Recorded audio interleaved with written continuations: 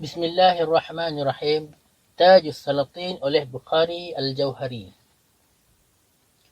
Fasal yang ke-10 pada menyatakan peri keadaan menteri dan cerita kemuliaan pangkat menteri.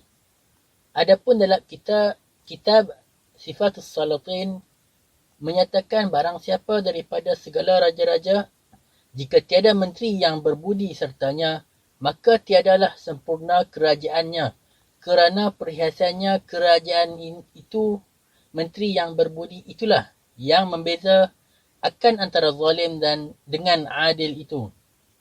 Dan barang siapa kedudukannya raja, maka dapat tiada daripada menteri yang demikian itu daripada sebab kemuliaan pangkat menteri itulah. Dari kerana itulah, maka Nabi Musa AS meminta menteri daripada Allah Ta'ala jua.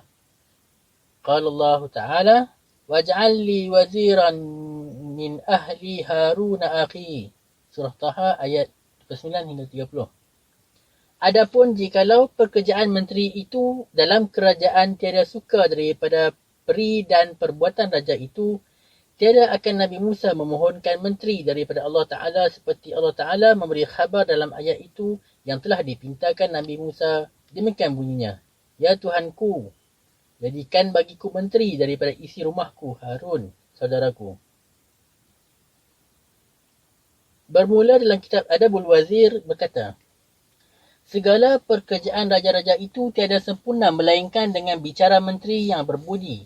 Dan barang siapa daripada segala raja-raja dengan kira-kira sendirinya dan tahu dirinya pada berbuat sesuatu perbuatan dan mengerjakan sesuatu pekerjaan tiada serta bicara menteri yang beriman dan berbudi, maka pekerjaan raja itu sia-sia hukumnya.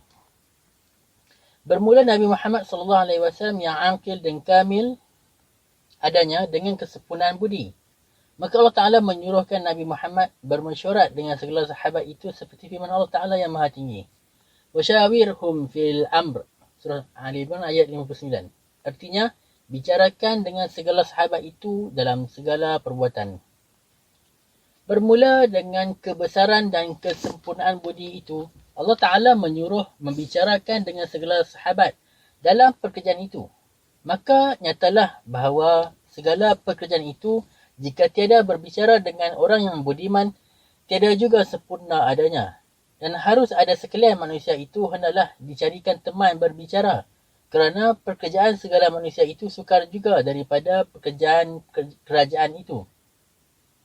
Dan kerana inilah, maka dititahkan Allah Ta'ala Nabi Muhammad SAW membicarakan dengan segala taulannya itu supaya sekalian orang menurut padanya akan pekerjaan bicara itu dan mendapatkan kebajikan itu yang terbunyi dalam bicara adanya dan kenyataan daripada kebajikan itu dalam bicaralah. Apabila adalah bicara, nyatalah kebajikan itu. Inilah kehendak daripada suruh berbicarakan hadrat Nabi AS, bukan lain kerana hendak daripada bicara segala orang itu yang berbudi itulah ada yang kurang, ada yang lebih adanya. Jika tiada sampai budi seseorang, sampai jua budi orang lain. Dan budi hadrat Nabi sampai akan barang sesuatu yang tiada sampai orang lain padanya. Kerana akal kulli dan akal kamil, akal Nabi Muhammad SAW, itulah tiada berkehendak akan bicara dengan orang lain. Maka nyatalah kehendak daripada bicara hadrat itu menunjukkan jalan jua akan segala yang tidak sampai padanya.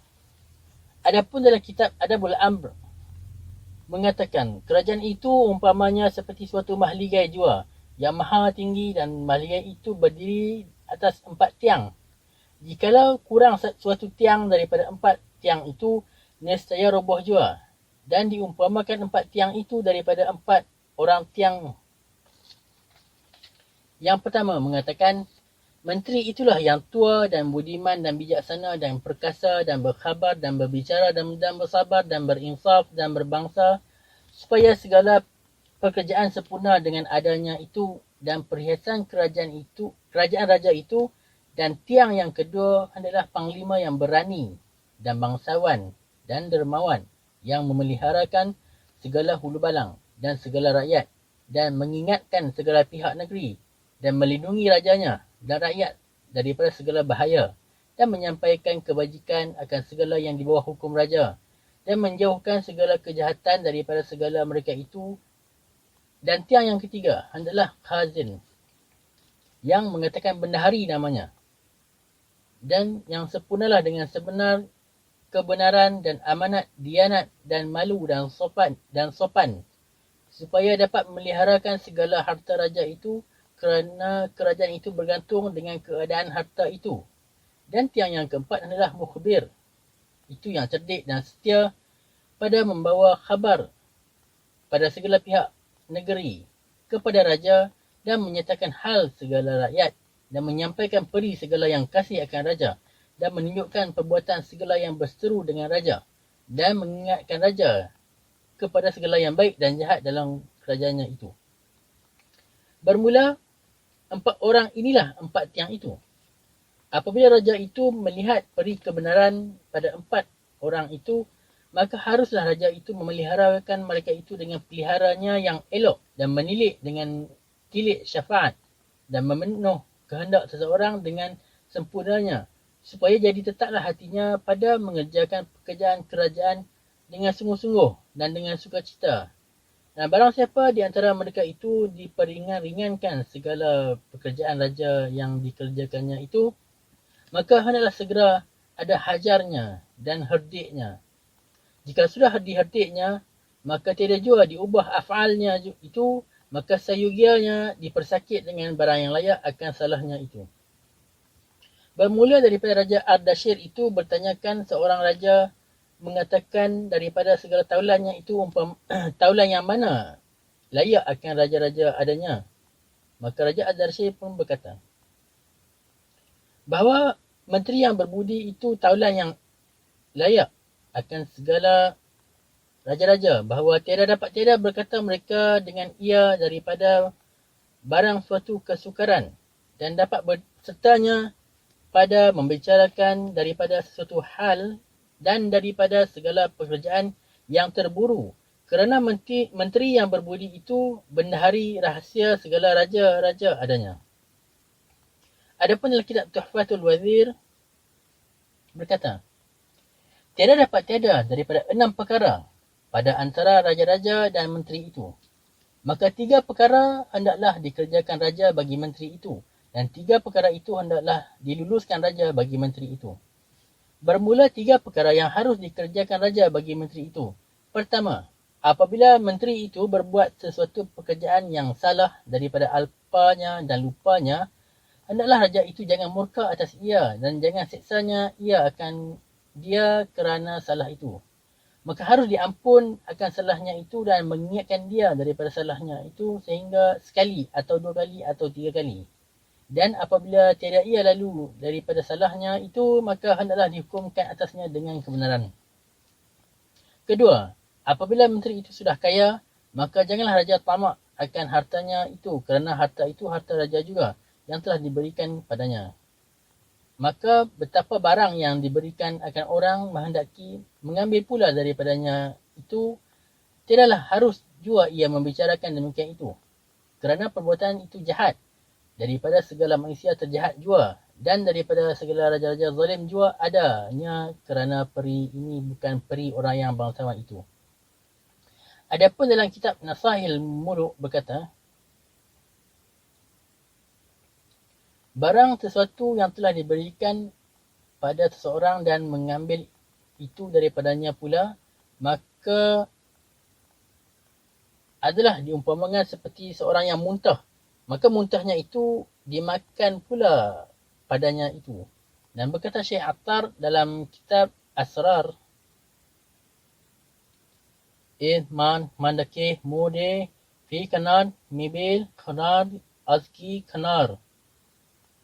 Artinya, pekerjaan yang diberikan sesuatu dan mengambil pula itu seperti seorang laki-laki muntah.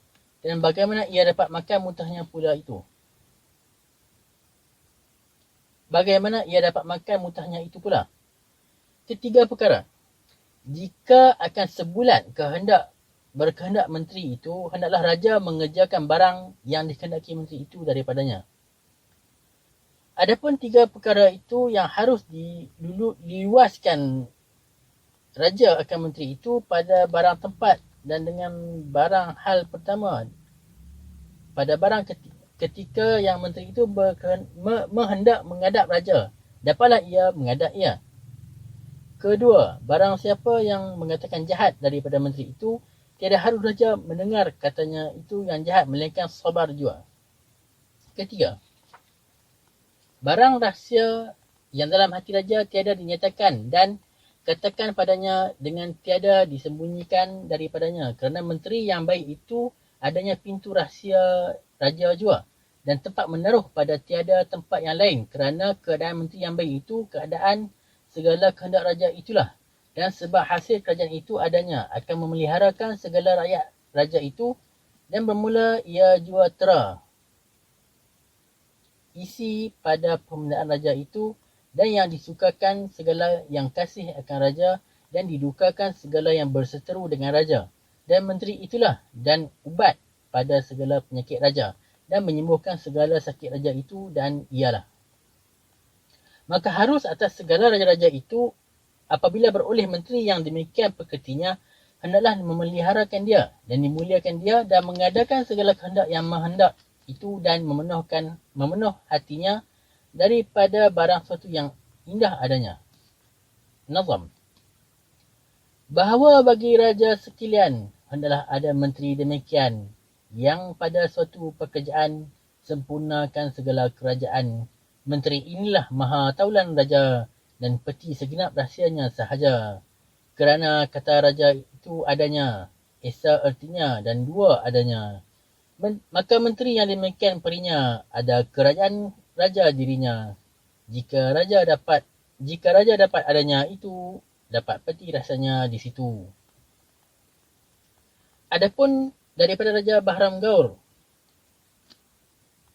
diceritakan bahawa raja itu bertanyakan daripada seorang raja, mengatakan kerana perkara kehendak raja supaya sempurna kerajaan itu. Maka raja itu 6 perkara itulah kesempurnaan kerajaan itu. Pertama, menteri yang dapat menanggung rahsia dan dapat membicarakan suatu bicara dan dapat diharap akan segala katanya. Dan kedua, kuda yang baik dan tangkas yang raja dapat masuk dalam peperangan dengan dia dan dapat keluar dari segala perhimpunan seteru. Ketiga, pedang yang tajam dan dalam peperangan raja memegang dia dan mengerjakan kerja perang dengan dia. Keempat, harta yang banyak dan raja dapat mengambil hati segala hulu balang dengan dia, supaya segala hulu balang itu ingat akan segala pekerjaan raja, sedia dengan senjata yang suci dan dengan sukacita yang terpuji. Kelima, hendaklah dalam perbendaharaan raja itu daripada benda yang adanya kecil dan harganya besar seperti lu'lu' dan yakut dan almas dan anarjan dan zabarjad dan zamrud dan fairuz dan barang sebagainya daripada segala jenis permata itu, dan dipermulia segala raja-raja. Keenam, hendaklah dalam rumah itu daripada segala jenis perempuan yang baik parasnya dan amat suci dan tersangat ceria adanya, dengan setahunya dan serta mulianya, dan terbuka taman nikmat bunganya yang dapat menghibur hati raja yang mengasihi adanya. Bagaimana berkata Bukhari yang berahi dan pada puji yang diberahikan itu. Jika mengerti dengar olehmu Ghazal. Kekasihku seperti nyawa pun adalah terkasih dan mulia jua. Dan nyawaku pun mana daripada nyawa itu jauh ia juga. Jika 1000 tahun lamanya pun hidup ada sia-sia jua. Hanya jika pada nyawa itu hampir dengan sedia suka juga. Nyawa itu yang menghidupkan sentiasa nyawa manusia juga. Dan menghilangkan cintanya pun itu kekasihku yang setia juga. Kekasihku itu yang mengenak hatiku dengan rahsia juga. Adapun dalam kitab Mafaidul Muluk dikatakan, hendaklah akan seseorang raja itu 2 perbendaharaan. Suatu penuh daripada harta dan bagai-bagai benda yang indah-indah, dan kedua penuh daripada segala jenis manusia yang baik rupanya dan suci adanya, dan manusia katanya bahawa seorang daripada mereka itu dengan kebajikan membawa suka akan hati dan menghidupkan dengan kesukaan itu segala yang mati. Bermula diceritakan daripada Raja Ardashir bahawa berkata Raja Ardashir itu, harus sekalian raja-raja sentiasa menuntut 4 perkara ini. Apabila mendapatkan ia, jangan dilepaskan sekali-kali. Pertama, menteri yang khadim. Kedua, bendahari yang benar sifar amanah. Ketiga, pesuruh yang bijak. Keempat, taulan yang setia. Barang siapa yang ada 4 perkara itu sertanya, maka sempurnalah segala pekerjaan kerajaan itu, melainkan dengan segala tuan yang berbudi dan beriman dan berilmu dan beradab dan beringat dan bangsawan dan dermawan dan yang benar hatinya dan katanya dan bicaranya. Apabila segala teman dan taulan dan sahabat raja itu demikian jua, bahawa nyatalah raja itu beruntung dan berbahagia jua. Tiada dengan syak keadaannya segala peri manusia daripada terkeji dan terpuji, ia daripada temannya dan daripada hajatnya itu juga. Bermula dalam kitab Ahkamul Hakim itu juga berkata, menteri itu yang ada segala kebajikan padanya. Dalam pada itu pun hendaklah tuah adanya. Kerana jikalau kerana menteri itu muda, kurang juga cubanya dalam segala pekerjaan dan barang yang ia mengetahui, tiada dapat ia berajar daripada pengajar manusia dan cuba itu pada segala yang tua adanya. Terlebih cuba daripada segala yang muda. Dan hendaklah menteri itu suci dengan zahir dan batin, kerana menteri itu dikatakan perhiasan kerajaan. Maka perhiasan tidak baik melainkan dengan kesucian juga. Adapun dalam kitab Sifatul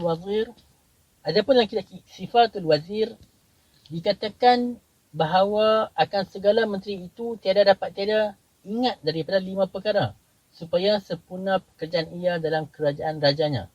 Pertama, yang menteri itu hendaklah mengingatkan sangat-sangat bahawa apa ada kesudahan pekerjaan itu yang ia masuk dalamnya dan betapa ia akan keluar akhirnya.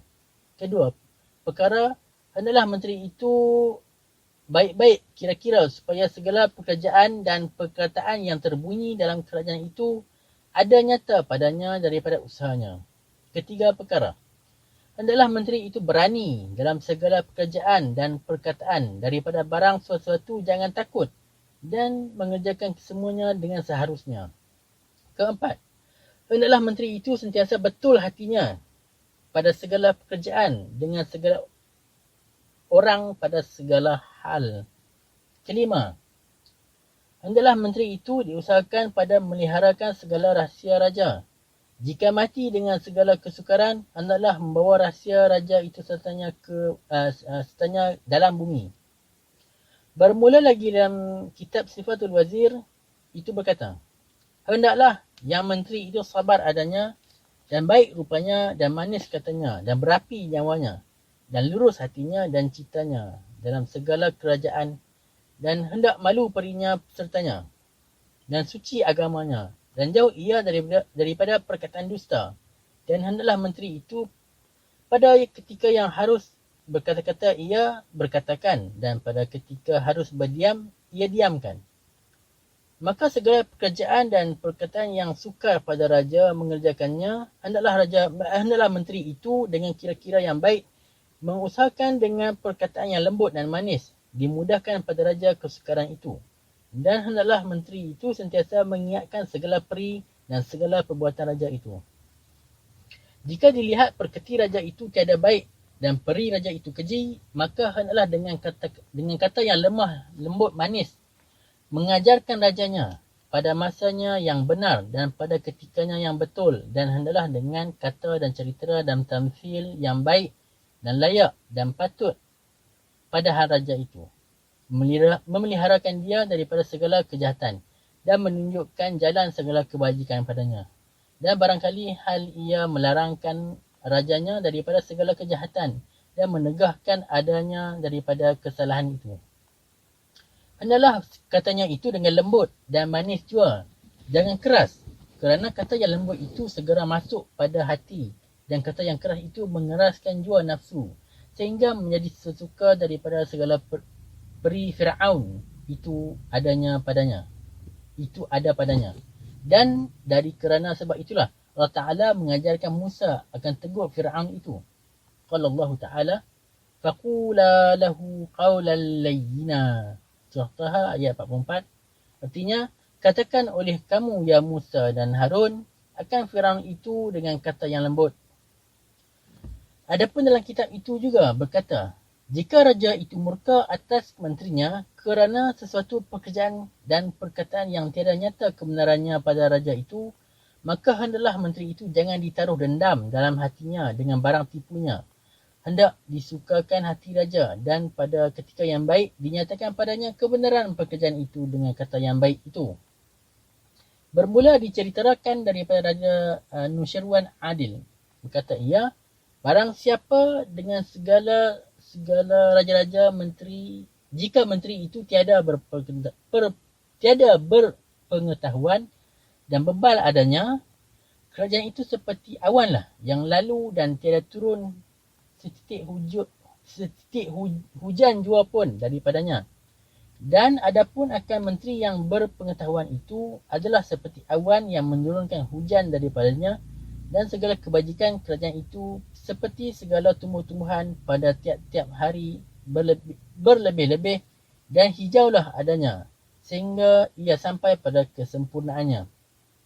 Hikayat Raja Nusyirwan Adil itu, sehari dalam perhimpunan segala orang tak kala mereka itu menghadap dia bertanyakan daripada menteri yang bernama Yunan. Itu mengatakan, hai Yunan, ceritakan olehmu pada peri segala raja-raja yang adil itu dahulu daripada kamu. Maka kata Yunan, ya Syah Alam, dengan berapa perkara yang di-Pertuan menghendak cerita itu, dengan seperkara atau dengan dua perkara atau dengan tiga perkarakah? Maka kata Raja Anusyirwan, pertama dengan tiga perkara katakan padaku. Maka kata Yunan, pertama, segala raja-raja yang adil itu tiada berkenankan segala yang salah dalam kerajaan itu. Kedua perkara, segala pekerjaan raja-raja yang adil itu dalam kerajaannya dengan tahunya juga, bukan dengan bebalnya dan alpanya. Ketiga perkara, dalam sekalian pekerjaan raja-raja yang adil itu tiada murka dengan sangat, melainkan dengan sabar jua diperiksai dahulu hal segala orang yang salah. Maka kata Raja Anusyirwan Adil, dengan dua perkara katakan olehmu sekarang pada kami. Maka kata Yunan, pertama, segala raja itu disegerakan dalam segala kerja kebajikan pada segala hal dan pada segala masa. Kedua perkara, mereka itu memperlambatkan pada segala kejahatan dan menjauhkan dirinya daripada segala kesalahan. Maka kata Raja Anusyirwan Adil, katakan padaku dengan seperkara itu. Maka kata Yunan, dengan seperkara itu adalah dan hukumah. Segala raja-raja itu harus berlaku atas dirinya terlebih jua daripada atas sekalian manusia yang di bawah hukumnya itu. Apabila Raja Anusyirwan mendengar cerita ini, maka terlalulah sukacita hatinya. Maka kata Anusyirwan, hai Yunan, haruskah kami mengerjakan adil dan insaf pada zaman kami supaya kemudian daripada kami segala raja-raja yang duduk di atas getah kerajaan kami mengatakan daripada peri adil dan insaf kami dan segala raja-raja yang telah lalu daripada kami. Adapun lagi Raja Anusyirwan bertanya pada Yunan daripada kelakuan raja-raja itu dan segala yang di bawah hukumnya itu, betapa perinya. Maka sembah Yunan, ya Syah Alam, segala raja-raja dalam kerajaan itu ada dengan ingat jua, bukan dengan alpa dan dengan sabar jua, sehingga maka jikalau mereka itu melihat kecelaan segala orang di bawah hukumnya, ditutupi jua. Dan jikalau diperoleh setengah orang penggunaan daripada mengerjakan kerja kerajaan rajanya, maka raja itu daripada kesukaan hatinya dizahirkan kesukaan diri jua. Dan jika sampai mereka itu pada kesakitan daripada kebaktian dan kebenaran, maka bagi raja-raja itu ditentukan mereka itu masing-masing pada martabatnya dan pangkatnya, supaya tiada dapat orang lain yang lain mencampuri dia pada martabatnya itu dan pangkat mereka itu, dan tiada perbantahan dan berdengkian lagi kerana kebinasaan kerajaan segala raja-raja daripada perbantahan dan kedengkian segala orang besar-besar itulah. Maka lagi berkata Raja Anushirwan, hai Yunan, kebajikan segala rakyat itu dalam beberapa perkara adanya. Maka sembah Yunan. Hai Shah Alam, kebajikan segala rakyat dalam 4 perkara. Pertama, adil. Kedua, insaf. Ketiga, kasih. Keempat, murka. Barang siapa daripada segala raja-raja mengerjakan 4 perkara ini dengan seharusnya, bahawa kerajaannya ada dengan sentosa juga, dan segala pekerjaan mereka yang di bawahnya itu dengan redanya dan sukanya, dan dengan dipeliharakannya dan takutnya juga, dan segala mereka itu bertambah-tambah juga kebaktian akan raja itu.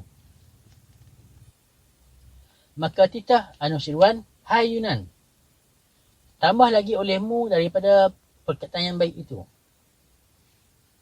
Maka sembah Yunan, hai Shah Alam, hendaklah raja itu sedapat-dapatnya berbesarkan segala orang yang bangsawan jua, dan jangan berbesarkan segala orang yang kurang bangsanya itu, kerana cara lain daripada perbuatan itu adalah nyata kecelaan raja jua. Adapun jikalau raja itu berbesarkan seseorang daripada segala yang mengerjakan kerja kerajaan itu, hendaklah dengan sabar dan kira-kira yang banyak, kemudian daripada kenyataan pekertinya dan perinya dan cubanya pada segala pekerjaan. Maka berbesarkan dia kerana bersegera meninggikan itu dan merendahkan itu kecelaan segala raja lah. Dari kerana itulah lagi mengingatkan pada segala pegawai kerajaannya itu dengan hukum siasat dan periksa, supaya ketahuan yang khianat dan yang aniaya dan yang membinasakan harta raja dan negeri raja seperti Raja Kashtasap itu. Maka titah Anushirwan, hai Yunan, betapa perbuatan menteri Raja Kashtasap itu. Maka sembah Yunan, hai Shah Alam, adapun Raja Kashtasap itu masyhurlah dengan kerajaan, dengan kemuliaan dan dengan kebesaran raja itu. Maka berbesarkan seorang menteri namanya Rasat Rushan, artinya pada bahasa Ajam yang nyata betul. Maka daripada kebajikan namanya, maka ia melupakan raja dan tiada dengan cubanya berbesarkan dia dan dijadikan ia menteri. Maka diserahkan padanya barang pekerjaan yang besar-besar dalam kerajaan itu dan sangat harap padanya. Maka ada suatu hari menteri itu berdatang sembah kepada raja dan berkata, adapun segala rakyat daripada kita peliharakan segala mereka itu. Maka lupa ia akan dirinya dan beradab adanya dan tiada takut hambanya itu. Maka pekerjaan kita pun tiada jadi. Hendaklah kita memberi takut akan mereka itu supaya rakyat itu ingat akan dirinya dan diubahnya perinya. Maka raja itu daripada sangat percaya padanya itu lalu bertitah raja, mana benar pada bicaramu, kerjalah itu olehmu. Apabila menteri itu pulang, maka ia pun menyuratkan kepada segala negeri dan kampung. Dalam surat itu mengatakan raja sangat murka atas segala rakyat. Maka hendaklah kamu sekalian datang dengan hadiah yang baik dan yang indah-indah, layak akan hadiah kepada raja itu.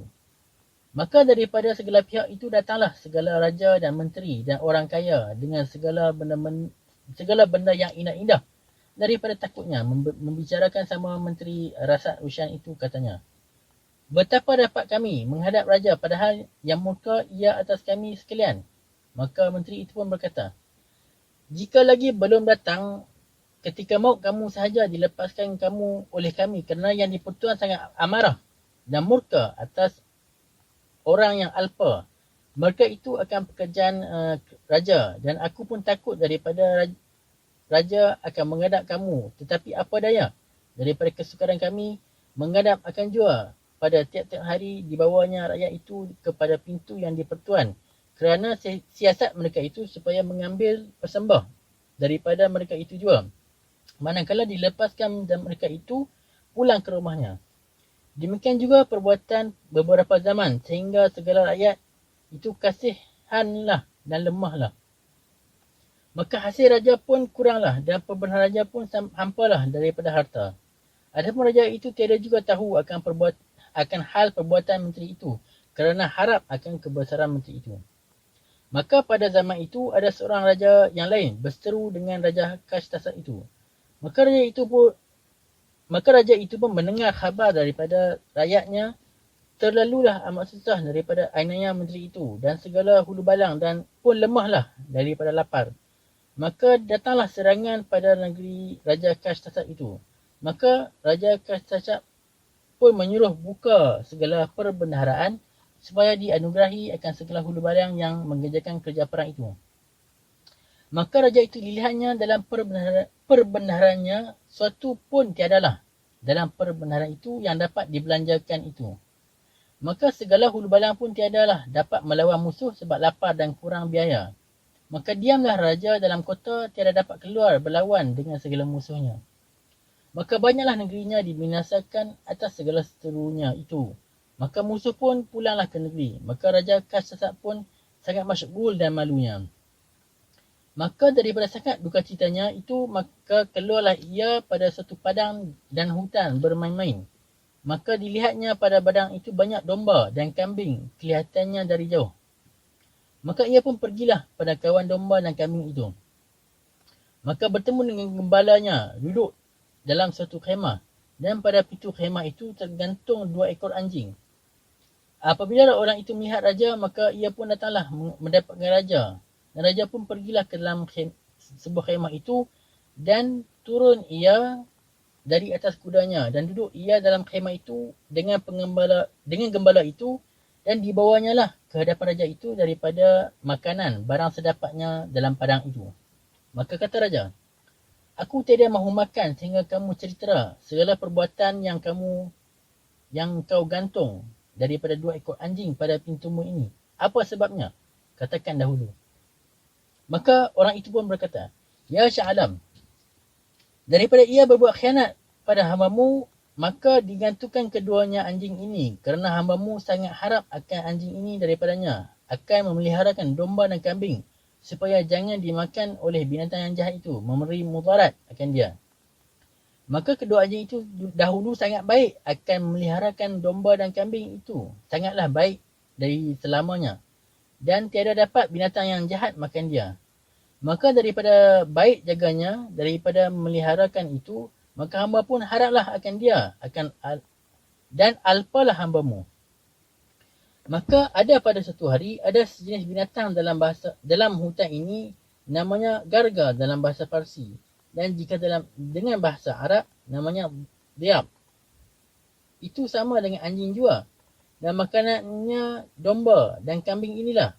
Dan seekor binatang dhiab yang betina datang ia kemari berkasih-kasihan dengan anjing ini. Maka anjing kedua ini berdiam jua. Ia tiada menggigit dan tiada disalaknya. Dan bermain-main ia serta garga itu yang pada antara itu ditangkapnya seekor kambing dibawanya ke dalam hutan. Maka dimakannya lah. Tiap-tiap hari demikian jua perinya anjing dan garga itu.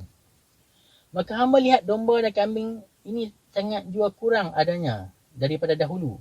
Maka hamba pun bersembunyilah pada suatu tempat dalam hutan. Maka hamba lihat datang binatang itu bermain sama dengan anjing itu. Kemudian diangkatnya seekor domba dan seekor kambing itu lalu dibawanya ke dalam hutan dan anjing itu berdiam jua. Dan anjing itu pun berdiam jua. Maka nyatalah pada hamba kebinasaan domba dan kambing itu kerana anjing itulah. Daripada khianat anjing ini, maka itulah disebabnya hamba gantung keduanya. Apabila raja itu mendengar cerita yang indah-indah itu, maka ia pun kembalilah ke negerinya. Dalam kira-kiranya sendiri dan katanya, perbuatan anjing dan gembala itu suatu isyarat jua daripada ghaib padaku.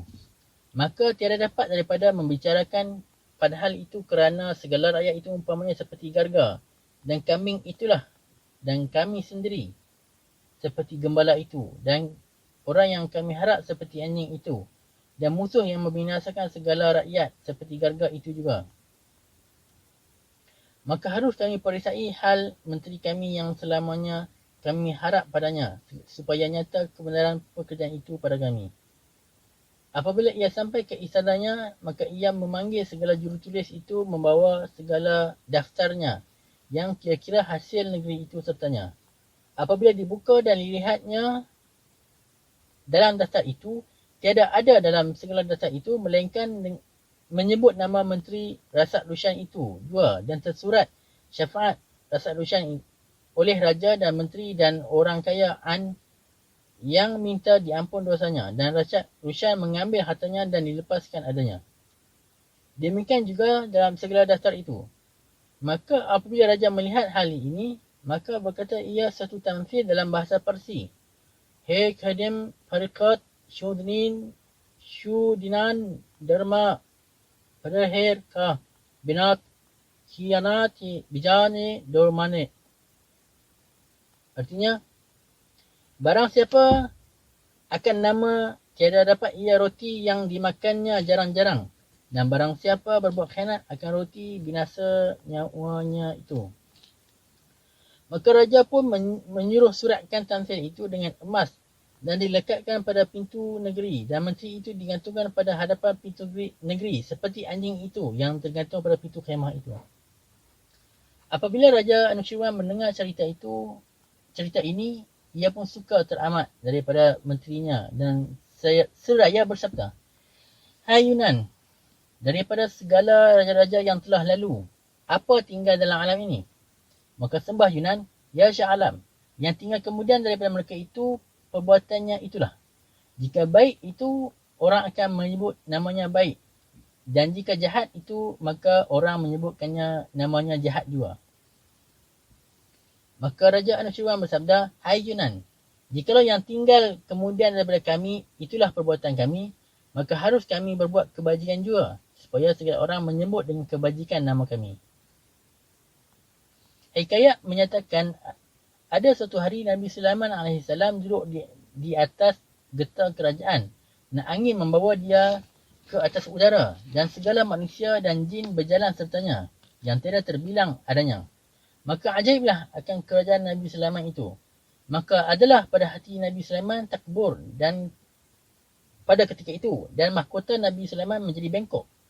Maka dibentukkan oleh Nabi Sulaiman mahkota yang bengkok itu, sehingga 3 kali dibentukkan tiada jua betul. Maka kata Nabi Sulaiman, Hai mahkota, kerana apa tiada jadi betul? Maka kata mahkota itu, dengan firman Allah Ta'ala menyahut, Hai Sulaiman, hendaklah engkau betulkan hatimu dahulu, supaya aku pun betul sertamu. Seperti firman Allah Ta'ala dalam Quran, Inna Allah la yughayyiru ma biqaumin hatta yughayyiru ma bi anfusihim. Surah Ar-Ra'd ayat 11. Artinya, bahawasanya Allah Ta'ala tiada mengubahkan barang yang ada betul, melainkan diubahnya barang yang dalam diri mereka itu. Bermula terlebih kebinasaan raja dan rakyat itu datang daripada 2 perkara jua. Pertama, daripada menteri yang jahat. Kedua, daripada titah yang jahat.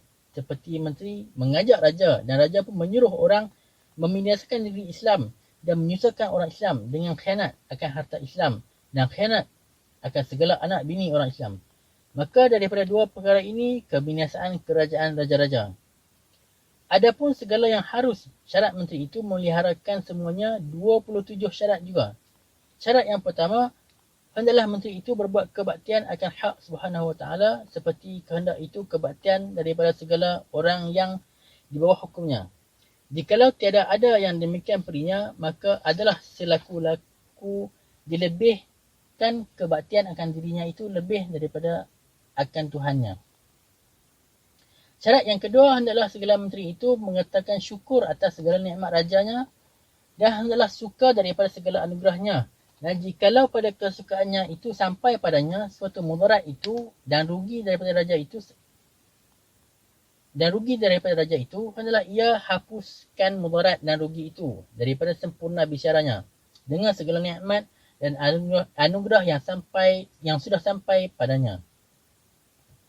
Syarat yang ketiga, hendaklah menteri itu tiap-tiap hari akan suatu pekerjaan rajanya mengeluarkan belanja dengan kebenaran.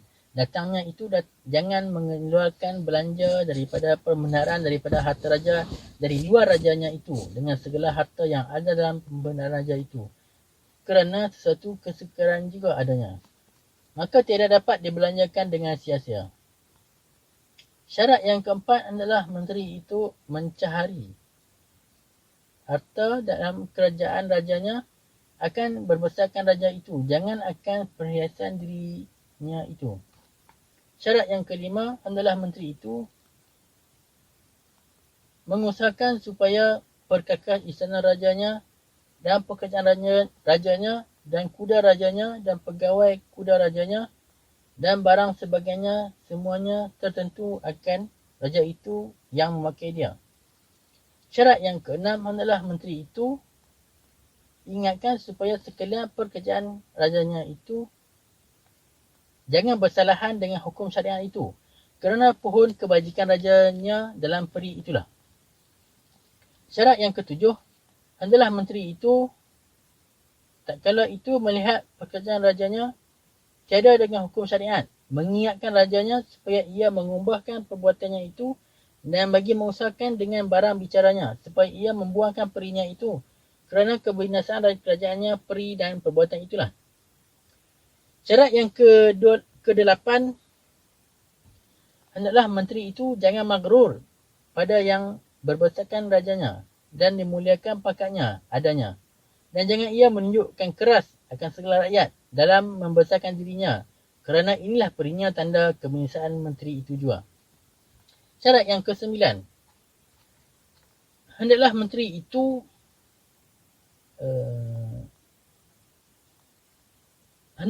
itu dengan sepertinya menghasilkan harta akan raja serta membicarakan akan pekerjaan segala hulu balang dan lashkar, suruh melengkap senjata dan kudanya kerana alam ini tempat bala dan fitnah juga.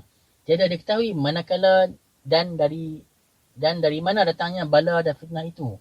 Dan jika dihimpunkan harta juga dan tiada membicarakan akan hulu balang dan lashkar dengan segala kelengkapannya, apabila datang seteru dalam alpanya itu, sia-sialah segala hartanya dan dalam kesukaran itu, jikalau sekalipun dibelanjakan harta, tiada dapat dicarikan segala hulu balang dan lashkar itu dengan segeranya.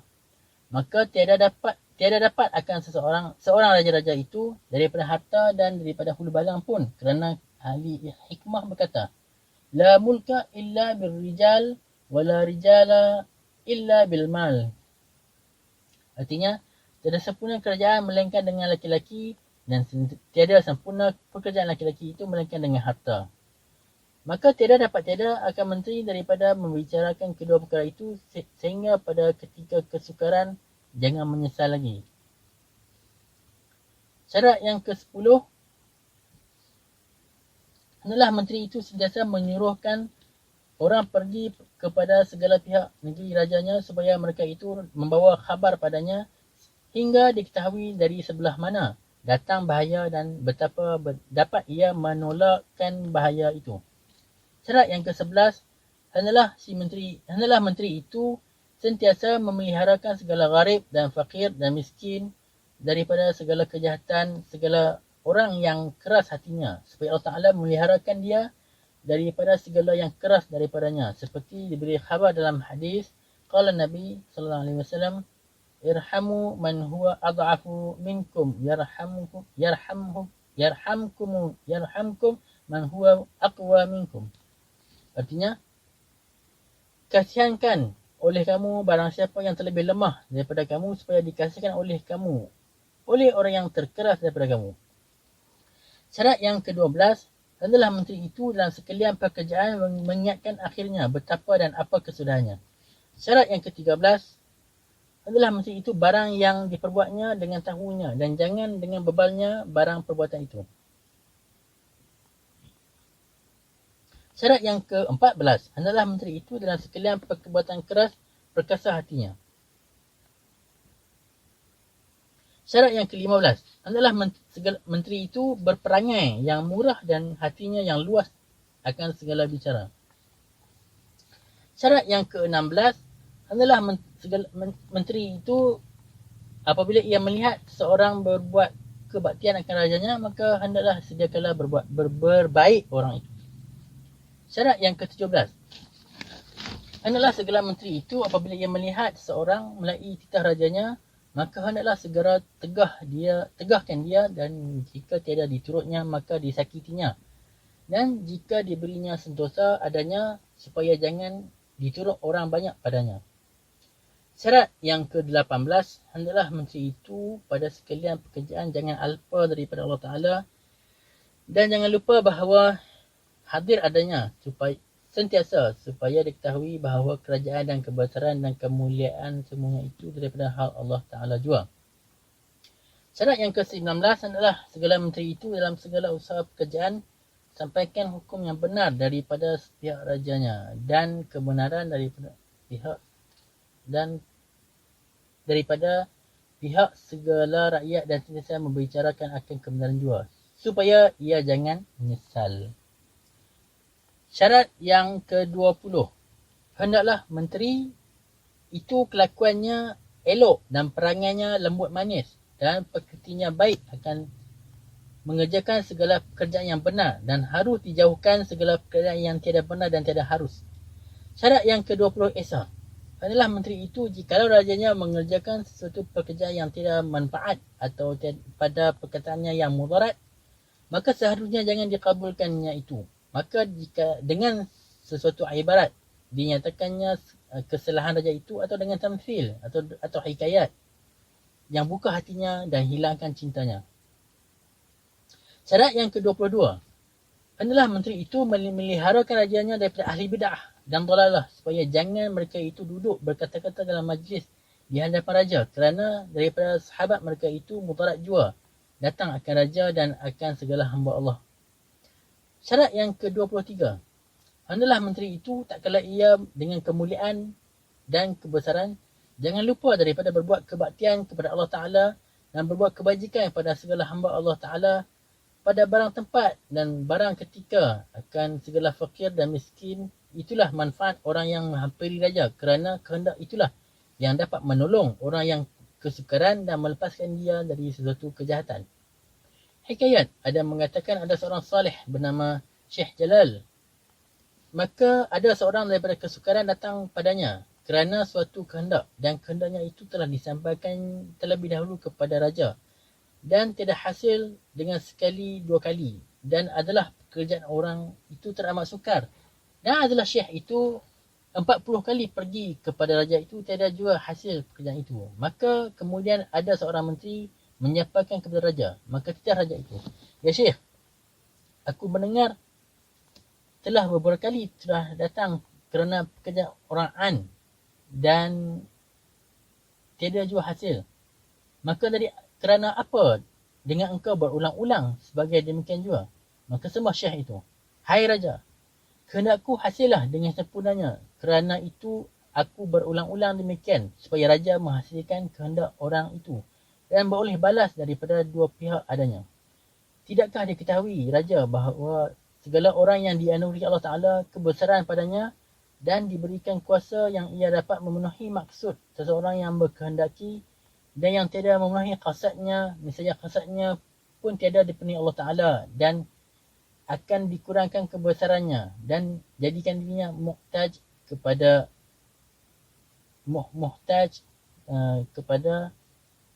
orang yang lain juga. Apabila raja mendengar kata syekh demikian itu, serta ia menangis, lalu ditolongnya lah akan pekerjaan orang itu seperti kehendaknya juga.